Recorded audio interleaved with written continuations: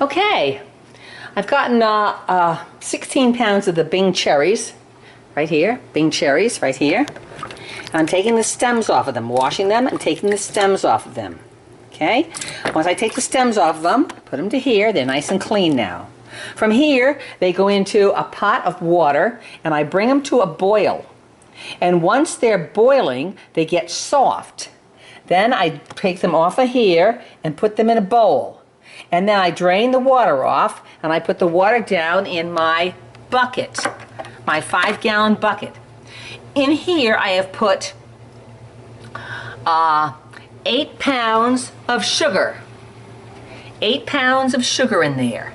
And each time I put the sludge in. Now from here, when I go back to here, those are going to boil.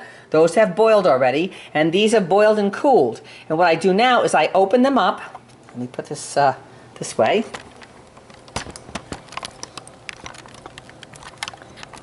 There we go. All right. What I do here is I de-pit them. Now, how do you de-pit them? Okay. I de-pit them like this. Okay. These are soft now, and I can now to remove the pit. I just go like that. Take the pit out. Take the pit out. Squeeze it out. Squeeze the pit out. It's much easier than getting a knife and taking them out like I used to. See the pits?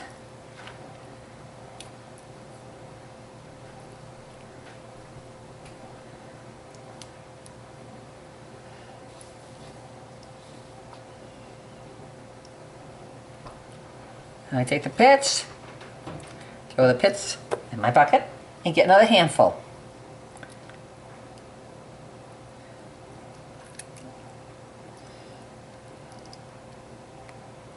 And the water that came out of these, so as soon as I get this batch done here, as soon as I get these out of my hands, this makes the best wine. Oh my gosh, black cherry wine is so good. So delicious. All right, so what I do here is, this bowl has the water in it. See the water in it from coming off? It's still, so what I'm going to do is I'm going to take this and I'm going to put it down in the bucket. Right here, see the bucket? I'm going to move the bucket out, see the bucket? Okay, that's got the sugar and everything. I'm going to take this, the juice here, the hot water. See that cherry juice? Okay. And I'll do the same thing with these that I just took off. Ah, my God, those are hot. Whoa. Okay. Okay. And put those also in there. And that'll help cool those berries. See, now their berries are regular. Now I can just wait till they cool down and then I'll pick the stuff out of them. So now let me go back to picking the stuff out of them. I got 3 bowls, plus I got the ones left on the stove here. And my bucket is almost half full. So I've got 2.5 gallons already. And with these cherries and with that water, then I top it off with water to make 5 gallons of liquid. So I'm gonna continue doing this. Okay.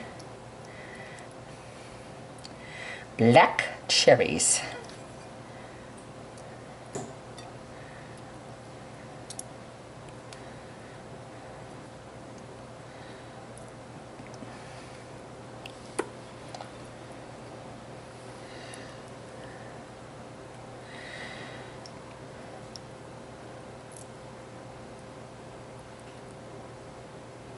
Oh, it's downpouring again. Okay.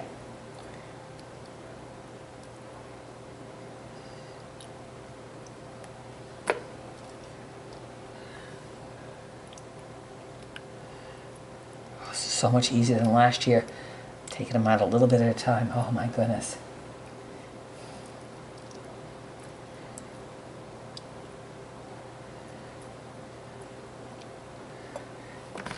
Okay.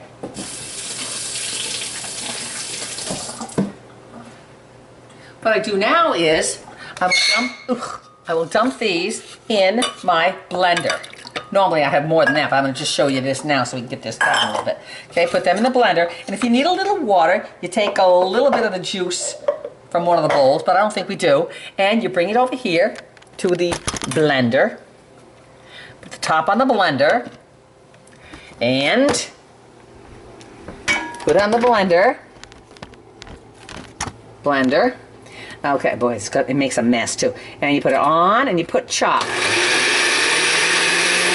Okay, I need a little liquid. So I'm going to take a little liquid out of my big orange bucket, which is my big orange bucket, okay?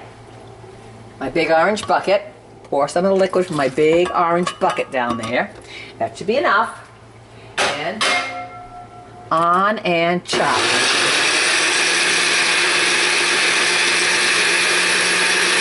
Off.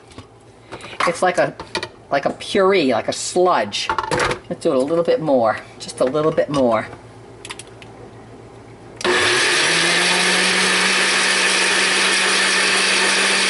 Until it chops it up nicely. Okay, then it's like a puree. I take it now and I dump it in the orange bucket. Of course, the next batch I'm going to do is going to fill to the top, so then I don't have to wait and show you. So I'm going to do the next batch now. Okay, I did up 16 pounds of black cherries, and what a mess. What a mess. Look at all the cherry stuff all over the place. Holy smokes. On my blender, on everything. Well, here's what I got now. There's the cherries in here. Oh, doesn't that look delicious? It's like a slurpy sludge stuff. And it's not quite to the top. So there's 8 pounds of sugar and 16 pounds of cherries and water. Now to this, I'm going to top it off with some, bring it up to about here, to the top here, with boiling water, which I'm boiling on the stove right now. And I'm going to add, also, I'm going to add some pectin. I think I wrote down, I figured approximately how much it's going to be. It's 16 pounds of cherries, 8 pounds of sugar, done that. 2 gallons of water, which will top that thing off. And 2 teaspoons of pectin right here. And 3 teaspoons of lemon juice. But I don't have any lemon juice, so I'm going to add lime juice, any kind of citric acid. So that's what I'm going to do right now. I'm going to add the lime juice. Okay. And I need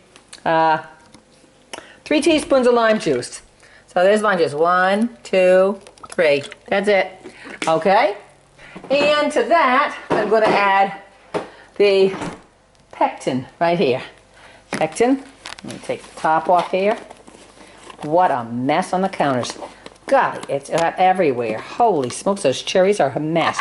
And I need 2 teaspoons. 2 teaspoons. So, 2 teaspoons. 1 and 2. That's it. Now I'm going to top that off with water, boiling on the stove. Top it off with water to right about almost the top. Then I'm going to let it cool down to about 80 to 90 degrees. And then I'm going to add a packet of yeast. I'll do that when It is the next morning, and our black cherry wine is here, and it's been sitting all night, getting cool, and right now it looks like a big vat of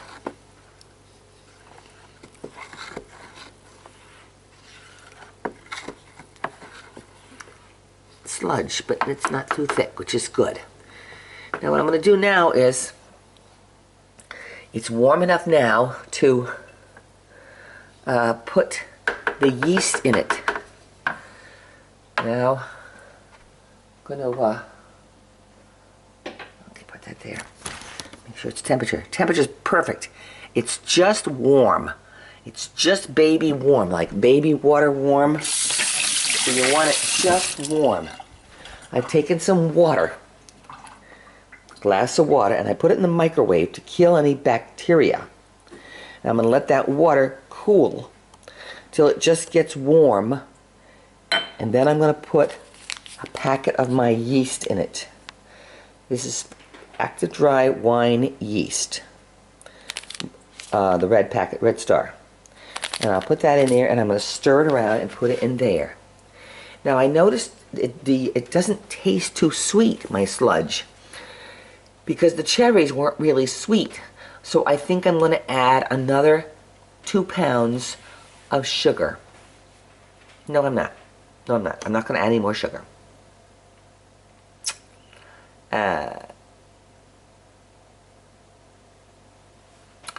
I'm going to just wait, and I'll add my packet of yeast in the water when the water here cools. I'll add this to this, stir it up, pour it into there, and then cover it with my saran wrap top, and then I'll stir it, and then I'll let it sit for 4 days, 3 to 4 days, and the yeast will start eating up the sugar and starting to make wine.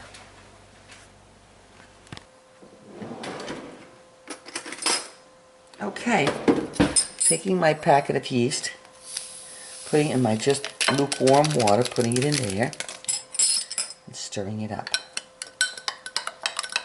Make sure it's totally dissolved. It's the most important part of your wine right here, because this is what gets your stuff going. This is what makes the wine.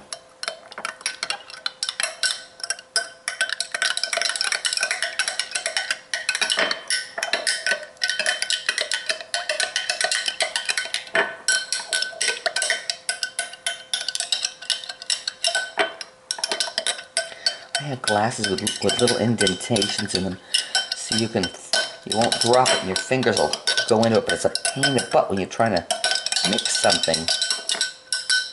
Okay, that's pretty good. Along with that, I add yeast, ferment yeast nutrient. 1 teaspoon per gallon, so I will need 5 teaspoons of this. And what this does is it helps get the yeast started. It says, optimize yeast activity and quicken or restart fermentation. So you get this at your beer store. I got this online. And if I can open that thing. Okay, let me get the scissors. The must, called must, that I have behind me still doesn't quite taste as sweet as I'd like it to. So maybe at the first, when we first do the first siphoning, I might add more sugar. I don't know, depending on how. Right now, I just tasted some of the must behind me, the black cherry juice, and it tastes just like you'd buy a jar of black cherry juice and drink it. It tastes delicious. You could drink it right now as juice. But I want it a little sweeter, so. Okay, let's pour some of this. We need 5 teaspoons. So I'm going to take this, I'm going to pour this in my bucket down here. Yes, I have my pajamas on. Okay, I'm going to put the yeast in the bucket. There we go, nice. That's my yeast. Now I'll put 5 teaspoons of this in here, approximately. I don't measure much. 1, 2, 3, 4, 5. Okay, because they were heaping, so there we go. Put that in there. That kind of stinkies. And get my big wooden spoon. I've used this wooden spoon for many years making wine. Stir it up. Now I've got my yeast in there. My yeast nutrient. My sugar, my fruit, my water. And now I'm going to cover it and keep it in a warm place. Not hot, but just warm. Probably up to It's a summer day. Well, it's 45 degrees this morning, but I will keep it there for 3 days on the porch, or in the house, or in the pantry, whatever, covered. I only cover it in case no bugs get in it. And the yeast will start working. And that's it for 3 to 4 days.